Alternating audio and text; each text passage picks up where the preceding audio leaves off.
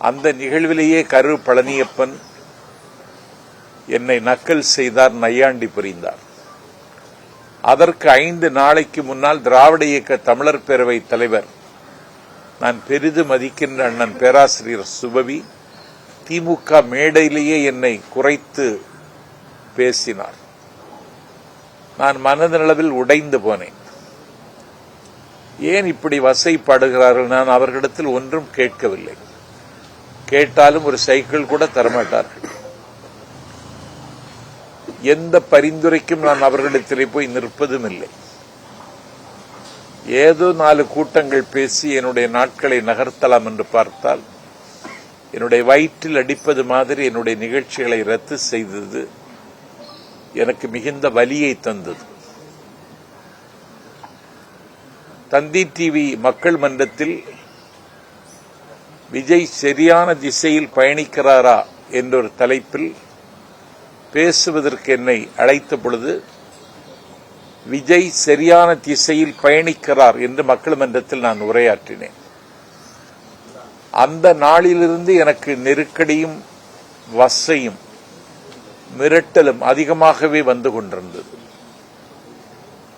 இதை நாடு பார்த்து கொண்டிருக்கிறது. எனக்கு யார் மீதும் கோபம் இல்லை, யார் மீதும் எனக்கு வருத்தம் இல்லை. சங்க இலக்கியத்தில் புறநானூற்றில் ஒரு பாட்டு, ஒரு தெப்பம் எந்த திசைக்கு போக வேண்டும் என்பதை தெப்பம் தீர்மானிக்க முடியாது, தண்ணீர் தான் தீர்மானிக்கும். நீர் வழிப்படும் புனை போல் ஆரியூர் முறை வழிப்படும் என்பது சங்க இலக்கிய பாட்டு, கணியன் பூங்குன்றன் எழுதிய பாட்டு. நான் ஒரு தெப்பம் தான். என்னுடைய திசை தீர்மானிப்பது தண்ணீர்.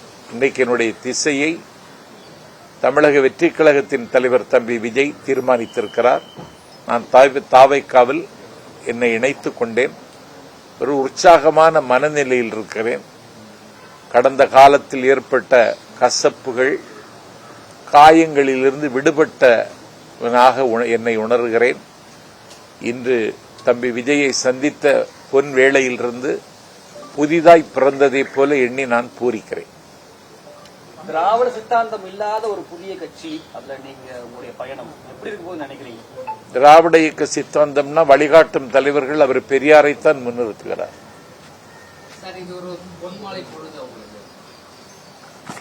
அதை விட அதிகமா ஏதாவது இருக்கா? அப்படி ஒரு பொழுது. ஏன்னா அவர் பெரியாரைத்தான் முன்னிறுத்துகிறார்.